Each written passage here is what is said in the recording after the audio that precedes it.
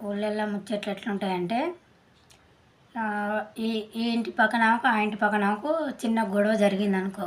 జరిగినప్పుడు ఏం జరుగుతుందంటే కనీసం మన కోడి పోయి వాళ్ళ ఇంటి ముందర కోడి పాడగాని లొక లొక లొక లొక లొక లొక అనుకుంటా ఒక్కటే ఇల్లు మొత్తం తోముతున్నాయి. ఓలుకుపోయాలి ఇల్లంతా. అంత చేతగాని ఆడదైతే మా ఇంటి మీదకి ఎందుకు వదిలిపెట్టాలి కోడిని? చిన్నపిల్ల కోళ్ళేనాయి కమ్ముకొని పెట్టుకుంటే ఏమైంది? అప్పుడే మందిలో పొంటి ఇచ్చి పెట్టాలనా?